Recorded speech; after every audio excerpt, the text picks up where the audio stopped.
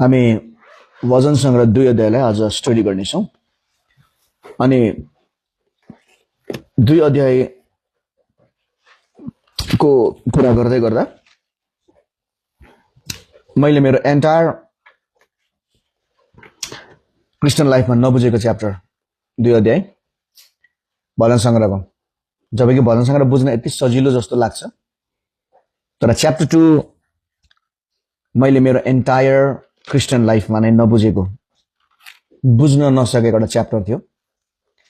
तर अध्ययन गर्दा, अनुसन्धान गर्दा परमेश्वरले बुझ्न दिनुभयो र आज बिहानी हामी भजन संग्रह 2 अध्याय तपाईकोमा लेख्ने कुराहरू छ या तपाईँ नोट गर्नुहुन्छ भने, या तपाईको बाइबलमा, मैले चाहिँ मेरो बाइबलमा पनि नोट गरेको छु साइडमा। यो 2 अध्यायलाई 4 वटा खण्डमा बाँडिएको छ। पहिला यसरी बुझ्न सकियो भने मलाई लाग्छ हामी आज सबै 2 अध्याय सक्छौँ या सक्दैनौँ, समयलाई पनि हामी थाहा गर्छौँ। र मेरो एडमिनहरूले आई थिंक यसलाई नोट डाउन गरिराखेको होला। इन्ट्रोडक्सनदेखि लिएर च्याप्टर 1 को पनि मलाई अलिकति नोट चाहिएको छ, किनभने मैले बोले मात्रै, तर त्यसलाई मैले मेरो आइप्याडमा टाइप गर्न सकेको छुइनँ, खास गरी इन्ट्रोडक्सन र च्याप्टर 1 लाई, हिजोको च्याप्टर 1 लाई है त। सो मलाई एडमिनहरूले मेरो अलिकति सबटाइटल नोट पठाइदियो भने मलाई पनि अलिकति यहाँ रेकर्ड राख्न सजिलो हुने थियो। मैले एडमिन भन्दै गर्दा स्पेसली एलेन, जेडी र पास्टर दिपेशलाई भन्दैछु है। ओके, च्याप्टर 2 लाई हामी 4 वटा खण्डमा बाँड्छौँ अनि 1 देखि 3 सम्म, 1 देखि 3 पहिला है, च्याप्टर 2 को 1 देखि 3 चाहिँ हामी यसलाई के भन्छौँ भन्दाखेरि, म अंग्रेजीमा यसको नोट दिँदैछु। नेशन स्पिक्स, राष्ट्रले बोलेको कुरा है, नेपालीमा लेख्नुहुन्छ भने, अथवा जातिले बोलेको कुरा, राष्ट्र भन्दा पनि जातिले बोलेको कुरा भनौँ है, नेशन स्पिक्स। ठीक छ। त्यहाँदेखि 1 देखि 3 त्यो भयो भने 4 देखि 6 ब्युटिफुल कुरा छ। 4 देखि 6 चाहिँ God speaks, God speaks, God speaks, परमेश्वर बोल्नुहुन्छ, जाति बोल्छ अनि परमेश्वर बोल्छ। Nation speaks and God speaks.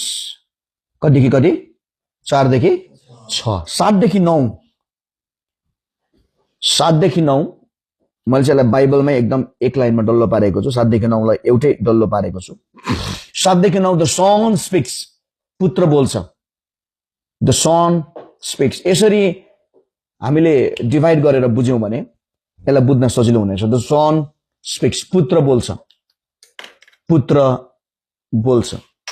All right, अब रह्यो 10 देखि 12 है। अब रह्यो 10 देखि 12। 10 देखि 12 मा चाहिँ the Holi spirit speaks, the Holi spirit speaks,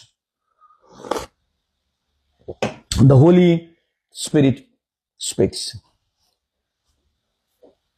the Holi spirit speaks. के भयो? 1 देखि 3 के भयो? नेशन स्पिक्स, जाति बोल्छ। 4 to 6 गॉड स्पिक्स, परमेश्वर बोल्नुहुन्छ।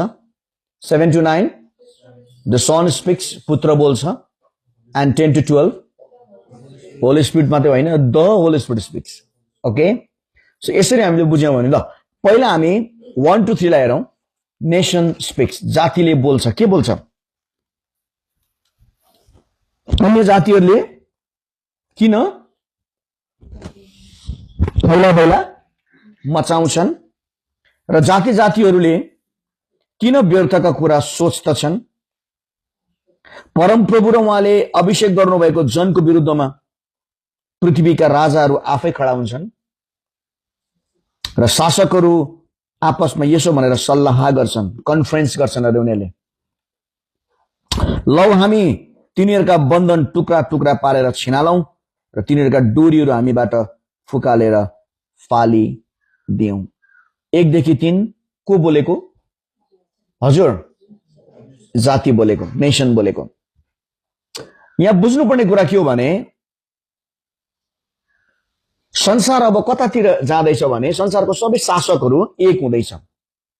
संसारको सबै शासकहरू, राष्ट्रपति, प्रधानमन्त्री जति पनि संसारभरि छ, अहिले तपाईलाई थाहा छ संसारको देशहरू चाहिँ ब्रिक्स भनेर पहिला G5हरू भन्थ्यो, उनीहरू एकदम एक भइराखेको छ। अनि यो चाहिँ यो 1, 2, 3 ले अथवा एन्टायर भजनसंग्रह 2 अध्यायले चाहिँ ग्रेट ट्रिबुलेसन, एउटा महासंकट आउनु आँटेको छ भनेर एउटा अगमबानी गरेको रहेछ। यो पिरियडको लागि हजारौं वर्ष अगाडि गरेको प्रोफेसी हाम्रो जेनेरेसनमा पूरा हुन लागेको छ, जहाँनिर चाहिँ अब देशहरू एउटै भएर के भन्दैछ भने अमेरिका, रसिया, चाइना, इन्डिया, हैन, ब्रिटेन, फ्रान्स, सबै देशहरू एउटै भएर चाहिँ के भन्दै रहेछ भन्दाखेरि चाहिँ उनीहरू चाहिँ एउटा कन्फरेन्स गर्दैछन्। अनि कन्फरेन्स गरेर चाहिँ उनीहरूले के गर्न खोज्दैछ भने येशू ख्रीष्टको राज्यलाई चाहिँ रोकौं, अब है येशू ख्रीष्टको किंगडमलाई चाहिँ रोकौं, यसलाई बढ्न नदिउँ। अनि त्यही भएर अहिले बढ्दै गरेको पोलिटिकल पार्टीजहरू, अहिले संसारभरि बढ्दै गरेको एउटै कुरा चाहिँ सकेसम्म ख्रीष्ट येशूको कुरालाई, चर्चको कुरालाई, सुसमाचारको कुरालाई बन्द गर्ने उनीहरूको कन्फरेन्स चल्दैछ। यसरी बुझ्नुपर्छ है, कन्फरेन्स चल्दैछ। जातिहरूले भन्दैछ कि अब हामीले हाम्रो एकदम किंगडमलाई बढाउनु पर्छ है। अहिले यस्तो एउटा शब्द भइरहेछ नि, वन नेशन है, वन वर्ल्ड गभर्नमेन्ट। हाम्रो इन्डियामा त के आयो, वन नेशन वन रेशन भनेर सबै रासन कार्डहरू अब एउटै इन्डियन उयसमा बनाइसकेको छ। पहिला स्टेटको हुन्थ्यो, वन नेशन वन रेशन भन्ने एउटा प्लान छ। अब अलिक दिनमा हाम्रो इन्डिया कतातिर जाँदाखेरि वन नेशन वन इलेक्सन, एउटै इलेक्सन घरिघरि नहुने, वन नेशन वन इलेक्सनमा जाँदैछ र देश मिलेर वन वर्ल्ड गभर्नमेन्टमा आउँछ भनेर यो कुराहरू पहिले अगमबानी भएको। उनीहरू एक ठाउँमा भेला हुन्छ। They will hold so many conferences. तर यही खण्डमा भजन संग्रह 2 अध्यायमा यो पनि बताएको छ, ख्रीष्ट येशू उहाँको महिमामा राज्य गर्न आउनुहुनेछ। यो यहाँनिर अब हामी अगाडि बढौं। 1, 2, 3 ले जातिहरूले अथवा देशले गरेको प्लट भन्छ नि, PLOT प्लटलाई के भन्छ, देशले गरेको षड्यन्त्र, उनीहरूले रचेको योजनाहरूको बारेमा बताउँछ। व्यर्थका कुरा सोच्छन्, परमप्रभुले अभिषेक गर्नुभएको जनको विरुद्धमा उनीहरू छ, ख्रीष्टको राज्यको विरुद्धमा छ, सुसमाचारको विरुद्धमा छ। तर अब when God speaks, अब 4 देखि 6 हेरौं न, जब परमेश्वर बोल्नुहुन्छ, आहा स्वर्गमा विराजमान हुनुहुने चाहिँ के गर्नुहुनेछ, हाँस्नुहुनेछ। हो, परमप्रभुले तिनीहरूलाई के गर्नुहुनेछ, खिसी गर्नुहुनेछ। 5 पद, तब उहाँ रिसाएर तिनीहरूसँग कुरा गर्नुहुनेछ र उहाँको बल्दो रिसमा तिनीहरूलाई यसो भनेर व्याकुल पार्नुहुनेछ। 6, के भन्नुहुने रहेछ, मैले आफ्नै पवित्र डाँडा सियोनमा आफ्नै राजालाई स्थापित गरेको छु। हालेलुया। मलाई सबैभन्दा मन परेको चाहिँ यो 2 को 6 यो भजन संग्रह 2 को की वर्ड्स भन्दा पनि हुन्छ। 2 को 6, मैले आफ्नै पवित्र डाँडा सियोनमा, कहाँनिर अरे, सियोनमा। अंग्रेजीमा सियोनलाई के भन्छ, जायन भन्छ, ZION, जायन भन्ने शब्द बाइबलमा 157 टाइम्स लेखिएको छ, 157 पल्ट। सियोन भन्ने शब्द बाइबलमा 157 पल्ट लेखेको छ, 157। अनि भजन संग्रहमा 38 टाइम्स रिपिट भएको छ, 38 पल्ट भजन संग्रहमा यसको बारेमा बताइएको छ। अब सियोन भनेको के हो त, सियोनमा राजा स्थापित भएको छ भनेको चाहिँ के हो त भन्दा, सियोन भनेको चाहिँ एउटा यरुशलेम एउटा डाँडाको नाम पनि हो। तर सियोन भनेको चाहिँ के हो भन्दाखेरि प्लेस और र्याम भन्छ क्या, REALM, र्याम, ठाउँ अथवा त्यो अवस्था where Christ is enthroned, जहाँ ख्रिस्ट येशूलाई राजाको रूपमा मानिन्छ। जस्तै अहिले हामी अफिसमा छौं, हामीले भर्खर भजन गायौं, सारा महिमा येशूलाई, सारा आराधना येशूलाई। अनि के भन्यो? राजाहरूका राजा तपाईं। अब यहाँ के भयो? यही ठाउँ नै के भयो? बुझ्नु पर्यो। यही ठाउँ नै के भयो? सियोन भयो। आमेन। जहाँ येशू ख्रिस्टलाई राजाको रूपमा आराधना गरिन्छ, पूजा गरिन्छ, प्रार्थना गरिन्छ, उहाँको वचनको घोषणा गरिन्छ, त्यही ठाउँ नै सियोन हो। पृथ्वीको हरेक कुना, हरेक ठाउँ जहाँ येशू ख्रिस्टलाई राजा घोषणा गरिन्छ, येशू ख्रिस्टलाई राजा मानिन्छ, येशू ख्रिस्ट राजा भनिकन ग्रहण गरिन्छ, दण्डवत गरिन्छ, त्यही ठाउँ, त्यो अवस्था, त्यो र्याम नै के हो त? सियोन हो। अब परमेश्वर भन्नुहुन्छ, मैले सियोनमा आफ्नै राजा खडा गरेको छु। ब्युटिफुल कुरा। परमेश्वरको राज्य देख्ने गरी आउँदैन। भोट गरेर, इलेक्सन गरेर, पार्टी खोलेर परमेश्वरको राज्य आउँदैन। कति मान्छेलाई के लाग्छ भने हामी पार्टीमा, पोलिटिक्समा इन्भल्भ भयो भने परमेश्वरको राज्य ल्याउन सकिन्छ। नेभर। त्यो त वर्ल्ड गभर्नमेन्ट हो। एक दिन यी जम्मै राजनीतिक दलहरू, जम्मै देशका ठुलाहरू एक ठाउँमा भेला भएर परमेश्वरको विरुद्धमा कन्फरेन्स गर्छन्, गरिराखेका छन्। तर परमेश्वर भन्नुहुन्छ, जुन ठाउँमा है मेरो आराधना हुन्छ त्यो ठाउँ सियोन हुन्छ, अनि त्यो सियोनमा चाहिँ म मेरो राजालाई स्थापित गरेको छु। खासमा भन्नु भने चर्च चाहिँ त्यो सियोन हुनुपर्ने हो। मण्डली, मैले बिल्डिङ भनेको होइन, चर्च भन्दै गर्दा जहाँ मानिसहरू भेला भएर परमेश्वरको आराधना गर्छ, त्यो ठाउँ चाहिँ सियोन हो। त्यो ठाउँ चाहिँ सियोन हो। किनभने सियोन भनेको के अरे? भन्नुहोस् त, एउटा ठाउँ या अवस्था जहाँनिर येशू ख्रिस्टलाई राजा मानिन्छ। येशू ख्रिस्टको राजगद्दी छैन यो संसारमा आँखाले देख्ने गरी, तर उहाँ अनन्तकालीन राजा हुनुहुन्छ। उहाँ राजा हुनुहुन्थ्यो, उहाँ राजा हुनुहुन्छ, उहाँ सधैँभरिको लागि राजा हुनुहुन्छ। 2:6 हामीलाई सुन्दर कुरा सिकाइराखेको छ है। फेरि परमेश्वर बोल्नु भएको कुरा पढौँ न। कतिदेखि कतिसम्म? हजुर, 4देखि 6सम्म। सबैले पढौँ त। स्वर्गमा विराजमान हुनुहुने चाहिँ हाँस्नुहुनेछ, परमप्रभुले तिनीहरूलाई खिसी गर्नुहुनेछ।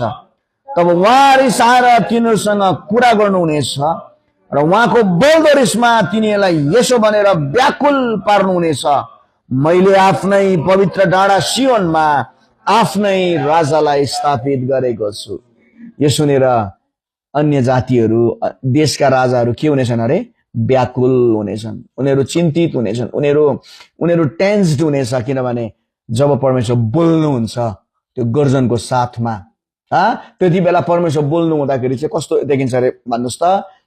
देशको, संसारको राजाहरू चाहिँ सिंहको अगाडि मुसा जस्तै देखिन्छ अरे। सिंहको, सबैले भन्नुहोस् त, सिंहको अगाडि मुसा। बिरालोको अगाडि त मुसा टिक्न सक्दैन हैन, अनि सिंहको अगाडि के टिक्थ्यो? त्यसकारणले गर्दा हजुर, आज हामी यहाँनिर बुझ्दैछौँ, संसारको राजनीति, संसारको घटनाक्रम जतातिर जाओस्, अहिले लडाई, युद्ध हैन, विभिन्न प्रकारको भ्रष्टाचार अनि ग्यास सिलिन्डरको यति विघ्न समस्या संसारभरि उनीहरूले गरिराखेको छ। संसारलाई म रुल गर्छु भन्छ अर्को देशले, अर्कोले भन्छ म रुल गर्छु। तर याद गर्नु होला, परमेश्वरको वचन आज पनि यो छ, उहाँले सियोनमा चाहिँ आफ्नै राजालाई बसाल्नु भएको छ। अनि त्यो सियोन चाहिँ हामीहरू हौं। हामी जहाँ बस्छौं, हामी जहाँ आराधना गर्छौं, त्यहाँ उहाँको राज्य सुरु हुन्छ। आमेन। र अब फेरि हामी अर्को खण्डमा जान्छौं, 7 देखि कति 9 सम्म, जानिर को बोल्दै हुनुहुन्छ? अब पुत्र बोल्दै हुनुहुन्छ। के बोल्दै हुनुहुन्छ? उर्दी म घोषणा गर्नेछु, परमप्रभुले मलाई भन्नुभयो। कसलाई? पुत्रलाई, प्रभु यीशु ख्रीष्टलाई, राइट? परमेश्वरले मलाई भन्नुभयो, के भन्नुभएछ? तिमी मेरा पुत्र हौ, आज मैले नै तिमीलाई जन्माएको छु। अरे वाह, यो चाहिँ मैले जिन्दगीभरि नबुझेको नि। परमेश्वरले कहिले जन्माउनु भयो? उहाँ त फेरि बाउ हो, प्रश्न फेरि आउँछ आमा हो है भन्ने पनि हुन्छ। तर यो सेक्सुअल कुरा अथवा जेनेटिक कुरा होइन, यो कुनै जेन्डरको कुरै होइन। परमेश्वर त इटर्नल हुनुहुन्छ, उहाँको कुनै जेन्डर नै छैन, होइन? तर अब यहाँ यो खण्डलाई अलिकति फोकस गरौँ हामी, आज नै सक्छौँ छिटो छिटो। तिमी मेरो पुत्र हौ आज, कहिले? आज, टुडे भन्नुहोस् त, अथवा दिस डे भन्नुहोस् त। यो दिस डे भनेको चाहिँ फ्युचरको कुरा गर्नुभएको। म अलिअलि बताउँछु यसलाई। पहिलो कुरा त परमेश्वरको पुत्र सधैँभरि अनन्ततामा उहाँ परमेश्वरको पुत्र हुनुहुन्छ। अर्को कुरा, यही कुरा प्रेरित 13:33 मा पनि बताइएको छ। तपाईले रेफरेन्स लेख्नुहुन्छ भने प्रेरित 13:33 मा पनि यही कुरा भनेको छ, यही खण्ड रिपिट भएको छ। अनि मलाई यति बेला खोल्न मन परेको र पढ्न मन परेको र रेफर गर्न मन परेको चाहिँ कलस्सी 1:18। कलस्सी 1:18 ले सुन्दर कुरा भन्छ। मलाई यो खोल्न र पढ्न मन परेको छ। कलस्सी 1:18 ले यसरी भन्छ, पाउनुभयो भने म पढ्छु।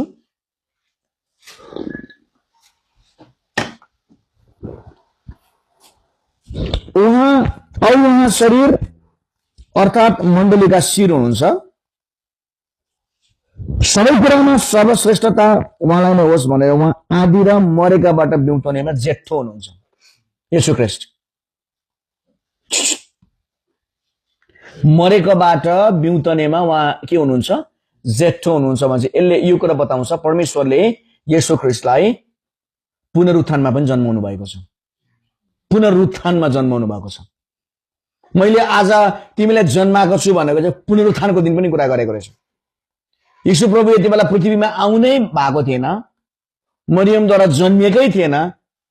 तर यहाँनिर भनिएको रहेछ, भजन 2 मै भनिएको रहेछ, मैले तिमीलाई जन्माइसकेको छु। त्यसले गर्दाखेरि मैले भन्छु नि, अगमबानीहरू सुरुमा झुटो जस्तो लाग्छ, तर पुरा भएपछि त्यसलाई थाहा हुन्छ।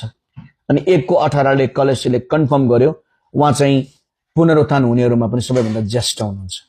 येशू प्रभुलाई पिताले केमा पनि जन्माउनु भएको रहेछ? मरियमद्वारा पनि जन्माउनु भयो, अनन्ततामा उहाँले जन्माउनु भएकै हो, तर पुनरुत्थानमा उहाँलाई नयाँ गरी जन्माउनु भएको रहेछ। अनि आजको दिन भन्ने शब्दले चाहिँ फेरि भविष्य पनि बताउँछ। येशू प्रभु एक दिन सधैँको लागि राज्य गर्नलाई जन्मनु हुनेछ। अनन्ततम उहाँको राज्य हुनेछ। पुत्रले भनेको कुरा। अब 8 मा पनि पढौं। मसँग माग र म अन्य जातिहरूलाई तिम्रो सम्पत्ति तुल्याइदिनेछु र पृथ्वीको पल्लो छेउसम्म तिम्रो अधिकारमा राखिदिनेछु। 9 फलामको डण्डाले तिमीले तिनीलाई फोर्नेछौ र कुमालेको भाँडोलाई जस्तै गरी तिमीले तिनीलाई चकनाचुर पार्नेछौ। राष्ट्रको राजनीतिहरू, उनीहरूको षड्यन्त्रहरू चाहिँ चकनाचुर हुनेछ एक दिन। अनि मेरो परमेश्वरको पुत्र येशू ख्रीष्ट सधैँको लागि राज्य गर्नु आउनुहुनेछ।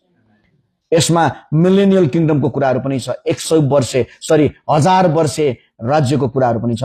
तर यसमा मैले त्यति चर्चा गर्न चाहिन। मलाई मजा लागेको कुरा अब 10, 11, 12 मा हामी पढेर अन्त पनि गर्छौं। अब को बोल्दै हुनुहुन्छ? अब को बोल्नुहुन्छ? हजुर ल बोलौं त, पढौं त। यसकारण कोले भन्दै हुनुहुन्छ? यो हे राजा हो, के हो? बुद्धिमान हो, हे पृथ्वीका न्यायाधीश हो, शिक्षा ल्याऊ, डरसँग परमप्रभुको सेवा गर, थरथर कामेर रमाओ, पुत्रलाई चुम्बन गर, नत्र त उहाँ रिसाउनु हुनेछ र तिमीहरू बाटोमै नष्ट हुनेछौ, किनभने उहाँको क्रोध चाँडै नै दन्कनेछ। उहाँको शरण लिनेहरू सबै धन्यका हुन्। लास्ट स्टेटमेन्ट क्या हो? मलाई फर्स्ट स्टेटमेन्ट बुद्धिमान हो, यो यसलाई चाहिँ स्कलर्सहरूले के भन्दो रहेछन् भने द होली स्पिरिट्स इभान्जेलिकल अपिल अरे क्या। द होली स्पिरिट्स इभान्जेलिकल अपिल भनेको चाहिँ पवित्र आत्माको सुसमाचारी आह्वान। ए राजा हो, बुद्धिमान हो, फर्क, परमेश्वरसँग डराओ भन्नु हुँदो रहेछ पवित्र आत्माले। तर त्यति गर्दा पनि नमान्नेहरू चाहिँ के हुनेछ र तिमीहरू बाटोमै नष्ट हुनेछौ, तिमीहरूको योजनामा तिमीहरूको प्लानमा नष्ट हुनेछौ। तर मज्जाको कुरा, जो परमेश्वरमा शरण लिन्छ, जो परम प्रधानको के भन्छ शरणमा, स्केल मैले लो सुरु गरेँ, जो परम प्रभुको शरणमा बास गर्दछ, शक्तिमानको छत्र छाया मुनि रहन्छ। प्रभु दयमा म भन्ने छु, उहाँ मेरो शरणस्थान र किल्ला हुनुहुन्छ, मेरो परमेश्वर माथि म भरोसा राख्दछु। आमेन। अन्तको फेरि पढौँला। परमेश्वरको भन्नुहोस् त, शरण लिनेहरू सबै आशीषित हुनेछन्। हेर्नुहोस् त, यो सबै कुराको बावजुद पनि है पृथ्वीमा विभिन्न प्रकारको अहिले किल्लत भन्दैछ, खाँचोहरू, लडाईहरू, विभिन्न प्रकारको क्राइसिसबाट, अब इन्डिया ठुलो इकोनोमिक क्राइसिसबाट जान्छ भन्दैछ, नेपाल गइसक्यो हैन आर्थिक मन्दीबाट। तर यो सबैको बीचमा पनि परमप्रभुको शरण लिनेहरू आशीषित हुनेछ।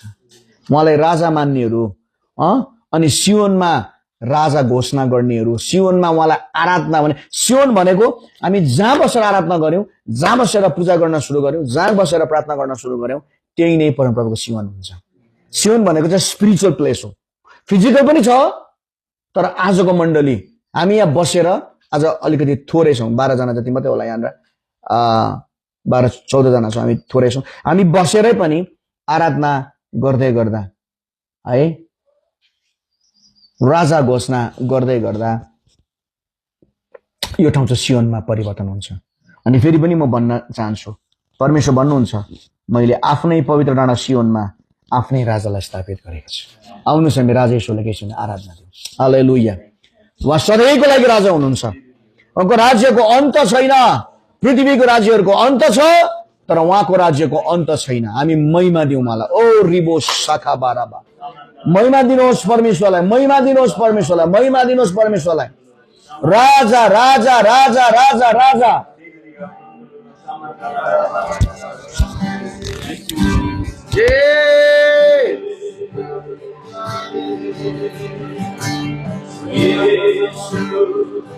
हामीहरू चाहन्छ,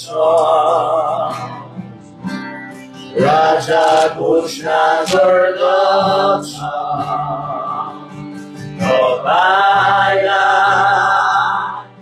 हाम्रो बिचमा प्रशंसा साथ उचाल्दछ। येशू हामी उचाल्छौँ, राजा घोषणा गर्दा हाम्रो बिचमा प्रशंसा साथ उचाल्दछ। हाम्रो स्तुति आराध गर्नुहोस्, हाम्रो स्तुति आराध गर्नुहोस्, हाम्रो स्तुति आराध गर्नुहोस्। आउनुहोस् येशू राज गर्नुहोस्, आउनुहोस् येशू राज गर्नुहोस्।